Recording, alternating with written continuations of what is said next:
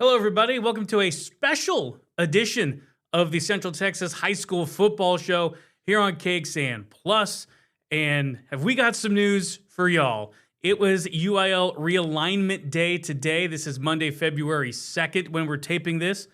And some football in Austin is going to look a lot different next season than it has in the past. Here to talk about all of it with me is KXAN Sports Director Roger Wallace. Roger, thanks for joining me. What a day. Yeah, I've been through a lot of Crazy. these, and obviously every 2 years they do this, realign districts based on enrollments, teams moving up or moving down in classification, and then also changing districts, which is primarily what we're going to talk about because it's going to look a lot different. The growth in Austin now, we've got three Austin area 6A districts, and big changes here.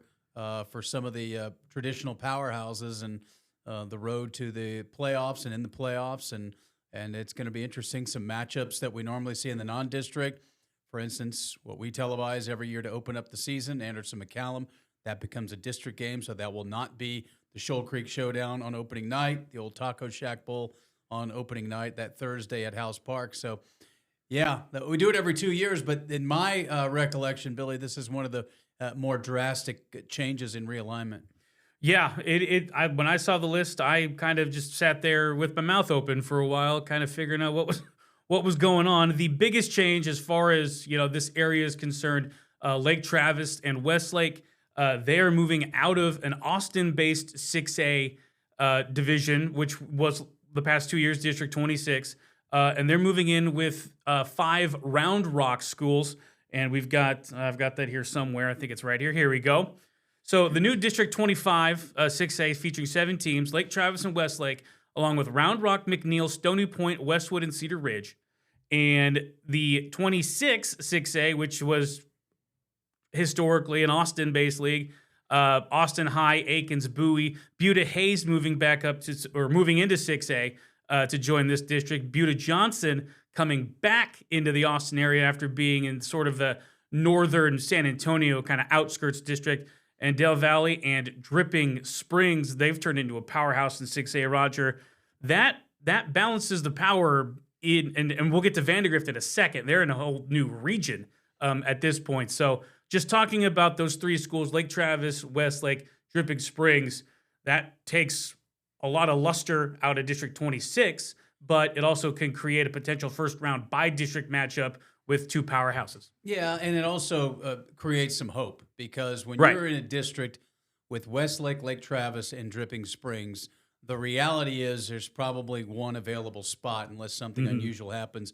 The way these programs have played over the last few years and what those programs are about and the fact that you just don't expect much drop-off. Now you look at it with the Dripping Springs. I don't know if you can pop that up again. It's a little easier to reference. Sure. But you take a Bowie, which is a traditional playoff team, but they stumbled a couple years ago. Austin High got in. Now, I think other than Dripping Springs, you can say all these schools have a little more hope about making into the postseason, and that's reality. That's not a knock on anybody. That's just look at it over the last decade at what these programs have done. You have to count on Lake Travis and Westlake being a playoff team. That's the bottom line. And lately, you have to count on Dripping Springs. So you move over to the left side of the graphic in that 25 6A. So all the Round Rock teams, they don't have Vandergrift in the district anymore, but they get Lake Travis and Westlake, who they've played a lot in the by-district, as you've talked about. That's the matchup. And Round Rock, they've knocked off a Lake Travis in the last decade in a by-district round. But again, that's tough for the Round Rock schools, figuring that those 5 schools are playing for 2 spots unless, again, I go back to unless something drastically happens. It just doesn't appear there's any drop-off with Westlake and Lake Travis anytime soon from being a playoff team. And typically here, we'll move on to the next kind of 6A Central Texas Austin area district here.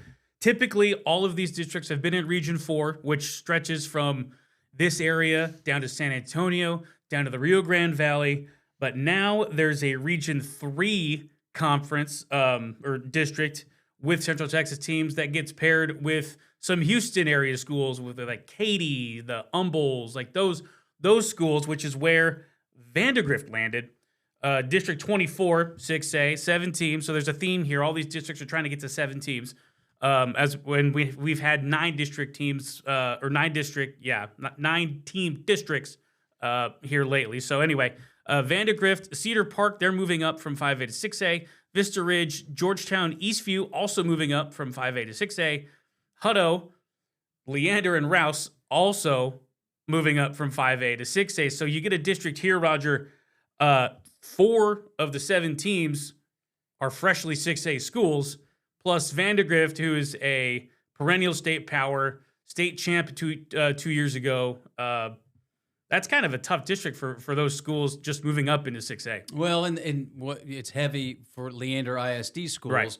So that's something with Cedar Park moving up as well. Mm-hmm. And they've had some good non-district battles. That'll be a district game with Vandergrift. But yeah, and then they're going to feed into Region 3. That's where the big change is, because that's your path to the state championship. And Drew Sanders said we've had some success. So when you're talking about either a potential down the road matchup with a Lake Travis, a Dripping Springs, or a Westlake, he said we'll just have to meet them in the state semifinals instead of earlier in the season. But that district is with the Cypress school district down in the Houston area, a couple of Richmond school district teams, as well as Bridgeland. So yeah, that's going to be a drastic change, because it won't be that all Central Texas by-district game for those 4 teams that advance. And that kind of also speaks to, you get one of those top seeds so you can get a home game to start district play rather than having to travel, because those 6As, those are home games. So you're either going to go down to the Houston area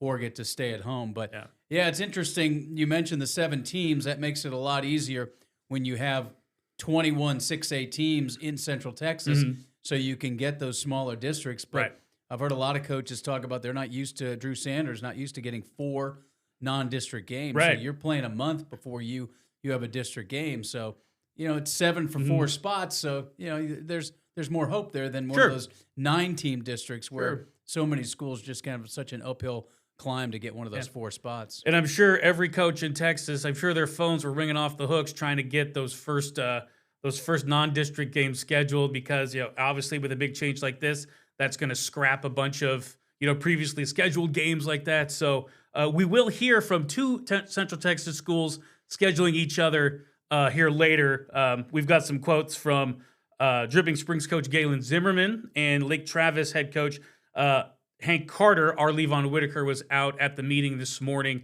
and talked with not only those 2 coaches, but several other coaches that you could hear from on KXAN throughout the day. We do have a story up on our website detailing all of the realignment stuff when it comes to local teams. There's a link here on right below the second paragraph to give you the full list, the statewide list, and it's a doozy if you like high school football like we do. So go check out KXAN.com for that. And with that, let's hear from Coach Galen Zimmerman of Dripping Springs and just have him talk about how surprised he was at the move to separate them from Westlake and Lake Travis. So here's Coach Zimmerman. Us being separated from Lake Travis and Westlake, I didn't think that was going to happen with the UIL. And then Leander schools. Yeah, I thought we were at least going to be with some of them. So kind of that west side of Austin, Leander going to one district, Lake Travis, Westlake going to another, us going to another, I think was a little bit surprising for me. Yeah, I thought, obviously those are state and national known programs, and so our middle schools are in district with theirs, and so I always thought it was kind of a natural thing for us to be in district with them, and iron sharpens iron, and so if you want to be one of the programs, top in the area, top in the state, you got to go play those programs, and those are 2 of them right there. So it's definitely going to be different for our kids because we sit right next to them. All our kids know each other. They play in select sports together, and so it's going to be a little bit different. For the next 2 years, not to be in district with them, because that's where we've been the entire time we've been in 6A. So you heard Coach Zimmerman talk about how all of those schools, Drip, Lake Travis, Westlake, they're all in middle school districts together. And now, for the time being, at least for the next 2 seasons, they will be non-district foes. That's kind of an interesting deal where all these kids kind of play the travel ball, the select ball in different sports. They play all that together. And now, at least for the next couple years, they're not going to have that regular that regular game against each other. Yeah, and that was something that we experienced a lot in AISD, where these kids are, sometimes they go to the same middle school and then they don't go to the same high school. But it is interesting. Dripping Springs, of course, they're Lake Travis's home here for the rest of the for the early part of the season as they go through those renovations. Remember last year they played all their district games either on the road or at Dripping Springs. They will open with Dripping Springs, right. So that's a heck of an opener for those 2 schools. But the other part of it for Galen Zimmerman, no coach is going to sit there and look at a camera and say, hey, we're happy because we think maybe we have an easier path to the playoff. And they certainly proved that they can beat anybody in that memorable win over Westlake in the playoffs. Mm-hmm. But the bottom line is you play a Lake Travis or a Westlake in the non-district, great test, doesn't affect your positioning. And so all 3 of these 6A districts are fascinating because I think it's going to create a lot more of these 6A non-district games than we've seen in the past, and schools won't have to go, so far away. Lake Travis has traditionally played at least 1 game against a Metroplex school, and sometimes 2, or they've had to go to San Antonio. So it'll be interesting how these non-district, because it's going to be a month of non-district football in 6A. Yeah, you mentioned Dripping Springs and Lake Travis. They're gonna hook up their first week of the season. That's gonna be a fun game. It's almost kind of like a Texas Ohio State sort of opener. Like you've got 2 big names playing each other. This one, no possible way can be held against each. Sure, you can afford this loss. There's no committee. You're right. Yeah, there's no committee to tell you that you're not good enough. All right, so speaking of Lake Travis, let's hear from Coach Hank Carter. We caught up with him this morning at the UIL meeting here in town, and let's hear what he had to say. Well, you never know what you're going to get. A little bit like Christmas morning, but we're going in with Round Rock, which is great. We've got we've had a lot of experience dealing with Coach Cheatham and those schools over there. So excited to be in there with them. It's something different. We've never done it in my 19 plus years at Lake Travis. We haven't done that yet. It'll be really great competition in all sports, and at the end of the day, the UIL's got a tough job and trying to figure that out. And so, we're fired up for the new district. I knew that there would be some shakeup because it seems to be there's more 6A schools in Austin area right now. I also, back before, Drip has gone south before, so I had that in the back of my mind. But, I don't know that anybody would have picked this district out. But we grabbed Drip for the first game of the year in football, so that'd be cool. Hank's the kind of guy, Roger, and obviously you've been around him more than I have here throughout your career. He's the kind of guy that would get the schedule and be like, this game is going to be played in an alleyway in downtown Austin. Okay, I'll have my guys ready to play. Yeah. Like he doesn't care who's on his schedule, where the game is. Like if there's a game that needs to be played and Lake Travis is in it, he's going to have his guys ready to play. And so like that sort of kind of attitude about this is kind of the right way to go about things, really. Well, and they're one of those schools where the other schools look and say, oh, we have to play Lake Travis. And, there are not many schools where Lake Travis kind of treats it the other way around, the success that they've had in his time and prior to his time with all the state championships they've won. But you brought up something about travel, and for a lot of coaches and principals and superintendents, that's a bigger deal than who they're playing. It's where they're playing it.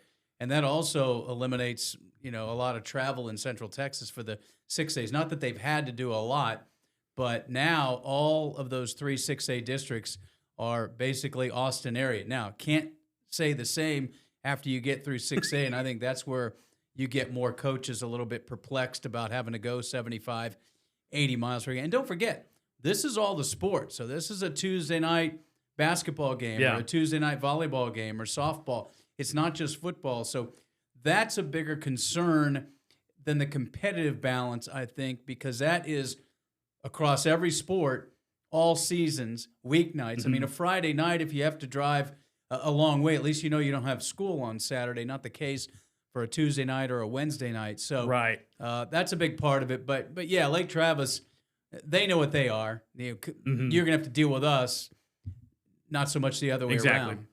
Exactly. Well, yeah, since you mentioned, moving away from 6A here, we'll go over 5A real quick. Again, go to KXAN.com. We've got everything on there for you. We could be here forever and ever, like detailing all And of we're these going to things. leave some stuff out. And we'll That's leave, just- we'll leave there's stuff too many out. high schools to Yeah, cover. there's so many here. Just real quickly, a game that we televised, we'd mentioned this earlier, the Shoal Creek Showdown, the former Taco Shack Bowl between Anderson and McCallum. That is now a district game. Both teams will be in District 13, 5A Division 1, and that'll still be in Region 4. McCallum moving up from Division 2 to Division 1. And so that's going to be a middle of the season type game, not a season opener. So our morning team will have to figure out a different thing to do other than to hang out at the pep rallies. We got to find a game. And the spirit competitions. Yeah. We've got that on the books every year. We got to put our ops manager, Corey Whistling, to work to find us a different game. So they're going to be joining a district with the defending 5A Division 1 state champ, Smithson Valley. So here's a nice how do you do. Welcome to your new district. And this district they're going to put some miles on the old bus here. They're going to play Bernie Champion, Cedar Creek, which is out in Bastrop, Kyle Lehman, Lockhart, Manor, who's dropping down from 6A to 5A, and Seguin. So that's a little bit of a travel district, as it were. Glenn, Connolly, Georgetown, Hendrickson, and Weiss. So a Leander, and then all the Pflugerville schools. They're going to be in District 12. Region 3, so they're going to have a different path to the final. They're going to be paired with Killeen Shoemaker, and then the two College Station high schools, which are usually pretty darn good. Oh, gosh. And then we'll go 5A Division 2 here real quick. Liberty Hill and the new high school in Liberty Hill, Legacy Ranch. They're going to be in the same district, and then they're going to be playing the likes of Bernie, New Braunfels, Long Creek, which is a new high school in New Braunfels, San Antonio Alamo Heights, and then San Antonio Veterans Memorial. So, man, there's a lot of mileage going to be racked up in the 5A division here. Yeah, and the one part about that also is a little bit of out of sight, out of mind. Sure. Because unless they're playing at home, they're out of the area, and so it's a little different than when they come into the Austin area and play road games as well as, obviously, Liberty Hill is the Austin area. So that'll be a change because they're always a fascinating watch because of that offense they run. And David Seaborn was talking with Levon this morning about got to find a game, got to find a scrimmage because this is such a different looking district than he's used to. So, yeah, there's a lot of things that go into this more so. And it is, Levon's wrapping up his first year here, and he went out there this morning. They do it at Kelly Reeves for Central Texas. Mm-hmm. And he couldn't believe what he was witnessing. They literally, Round Rock ISD Athletic Director Jeff Cheatham rips open a couple of boxes, and they start passing out these things right here from the UIL with every district, and then they're scrambling to do it. So it is it's quite an exercise, and these coaches, and again, they're all on the phone. Mm-hmm. They're all trying to find games, trying to find scrimmages, and when you're trying to find 4 non-district games, and you want to be at home, at least a couple of them, mm-hmm. It's a manic Monday for sure. Yeah, no, it's pretty wild. And there are some schools moving up, moving down. We've mentioned some of them. Again, if you go to KXAN.com, it's right there on the front page. I believe it's the second story on the front page. It's got a list of schools moving up, moving down. There's those big 5 schools from 5A to 6A, Buda Hay, Cedar Park, Eastview, Leander, and Rouse that are all moving up. So you can go to KXN.com. We're going to keep saying that and keep saying that. So there's that. And another thing, District 13 4A, where Austin LBJ plays. Again, very successful program here in the Austin area. They're going to be putting on some miles as well. They'll still get to play Northeast, Travis, and Taylor, so they'll stick around for those games, wherever they may be. However, they get to go out to the Hill Country and take on Kerrville-Tivy, Fredericksburg, and then down south to Comal ISD to take on Canyon Lake and Davenport. And Davenport was a Region 4 finalist last season, so going to be a little bit tougher road for LBJ, I think, because you're going to have to be playing schools like Canyon Lake and Davenport. Yeah, and you're an 8-team district, so you do have the 3 non-district games, but you're right. And there's a couple of other Austin area districts that are only 6-team districts, so all of a sudden 4 for 6, and we got some programs that traditionally don't get great numbers, and so they've struggled a little bit, and they're going to get a little better shot at making the postseason. So, like you said, if you're into this, go to KXAN.com because there's so many. I mean, we've only gotten to 4A. It affects up and down every district in the state of Texas and every school. But it is interesting now that everybody can, for 1 year, you basically flip-flop your schedule, and now it's reshuffling the deck for two years. And again, you can appeal. Appeals primarily are based on geography. If you just feel like you're having to travel too much, you can appeal. But typically, the UIL is aware of that, and this was their best option. Right. Appeals for competitive balance, I don't think will be taken quite as diligently as the appeals for that. And there also is something, and this has happened before, you can opt up. And LBJ has done that in the past because they wanted to stay with their 5A Austin ISD schools, so they didn't have to travel as much. But then, the last cycle, they went back to 4A D1, and they're going to stay in 4A D1, of course, with the split with LASA. Created a numbers issue for them, but we've seen that Anderson has done that in the past, and they're back to a 5A with McCallum. Mentioning our opening game, they used to be district rivals as well. Yeah. So a lot of this stuff has happened before, it just hasn't happened lately as we've seen today. Sure. Yeah, just a wild day for me to come back from a vacation. That's right. A little overload today. Yeah, trying to figure out who's going where and who's doing what. But that just means football season in 2026 is right around the corner, right after it ends. So we will be keeping you all up to date about that on air, online. We've got it all. It's all right there online, and Roger will be talking about it over the air here tonight and then into the future. So. As far as you're concerned, Roger, was there anything else that kind of raised your eyebrows a little bit about this realignment scenario here? Well, the rumors were rampant, and so a lot of the rumors were Vandergrift would go back in with Westlake and Lake Travis to create. Well, that would have been the District of Doom, right? When you look at that, even though Dripping Springs certainly, you can put them up there with him. But I do think the Lake Travis, Westlake, they're attached at the hip, and then the Round Rocks. To me, that's the first thing that jumped out. And then when you dig a little deeper, you touched on it, the fact that the Vandergrift district is Region 3, so they go the Houston way rather than South Texas. That's something we'll be talking about next fall later when we get to the playoffs. And then we have to start looking at in 6A enrollments and how does that shake out for Division I and Division II when those enrollment numbers are out for next year. I know a lot of this was known as far as the movement, 6A, 5A, because they had to turn in the enrollment numbers before the holidays. So now we get the full picture, and then now we start, doing that math with, how we talked about the way the district shook out with Westlake and Lake Travis. Would it be D1, D2 for Westlake? Same with Vandergrift. So that's another thing we'll start looking at as we digest all the different angles to this story. Yeah, it'll be interesting to see who these teams pick up in their non-district schedule to fill everything out. So we will have that as soon as we know it, you'll know it. So stick around with us for all of that. And I think we'll leave this special edition of the High School Football Show here for now. You'll be able to see Horns Report here later in the week. Thursday is when we will tape and air that show for you. So for Roger Wallace, I'm Billy Gates. Thank you so much for watching, and we'll talk to you again soon.